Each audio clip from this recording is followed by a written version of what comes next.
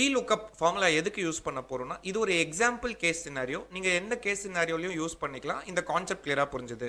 இப்போ உங்ககிட்ட ஒரு டேட்டா இருக்கு. ஒரு டேபிள்ல சில டேட்டா இருக்கு. இன்னொரு டேபிள்ல அந்த டேட்டாவோட சில காலம் ரிப்பீட்டடா இருக்கு. ஸோ இப்போ நமக்கு இங்க அந்த அக்கவுண்ட் ஹெட் இருக்குல்ல, இங்கேயும் அந்த அக்கவுண்ட் ஹெட் எல்லா இடத்துலயும் வருது.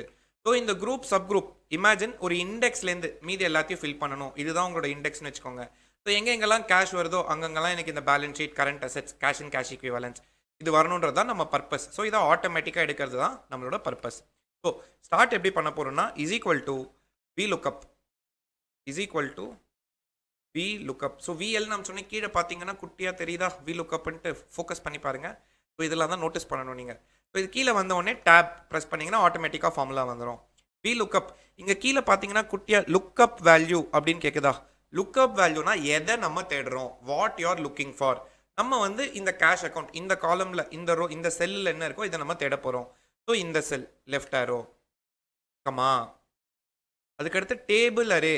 டேபிள் அரேனா எங்கே இருக்கு உங்கள் டேபிள், எந்த டேபிளில் தேடுறீங்க. நான் இந்த டேபிளில் தேடுறேன். இந்த டேபிளை ஃபுல்லாக செலக்ட் பண்ணிக்கணும். இந்த டேபிளில் காலம் இண்டெக்ஸ் நம்பர் எந்த காலம் வேல்யூ உங்களுக்கு வேணும். ஸோ நம்ம இது ஃபர்ஸ்ட் காலம் செலக்ட் பண்ணியிருக்கோம். நமக்கு வந்து குரூப் வேணும். ஸோ செகண்ட் காலம் வேணும். அந்த இண்டெக்ஸ் நம்பர் 2 கமா கடைசியில் ட்ரூ ஃபால்ஸ் நம்ம 0 போட்டு க்ளோஸ் பண்ணிவிடுங்க. என்டர். ஸோ ஆட்டோமேட்டிக்காக பிஎஸ்என் வந்துடும். இன்னொரு தடவை ட்ரை பண்ணலாம். இஸ் ஈக்குவல் டு VLookup எதை நம்ம தேடுறோம், எங்கே நம்ம தேடுறோம், அதில் எத்தனாவது காலம் வேணும். நமக்கு தேர்ட் காலம் வேணுன்றதுனால தேர்ட். இன்னொரு தடவை இஸ் ஈக்குவல் டு VLookup எதை நம்ம தேடுறோம், எந்த டேபிளில் நம்ம தேடுறோம், எந்த column, what you are looking for, where you are looking for, column number. அவ்வளவுதான். ஸோ சார் இதை நம்ம காப்பி பேஸ்ட் பண்ணால் ஃபுல்லாக வந்துருமா? ஆமாம் வந்துடும். ஆனால் ஒரு பிரச்சனை என்ன, நீங்கள் ஃபஸ்ட்டு வீடியோவில் பார்த்தீங்கன்னா ஃபார்முலாவை காப்பி பண்ணணும்னா அந்த ஃபார்முலா ரோவும் ஜம்ப் ஆகும்.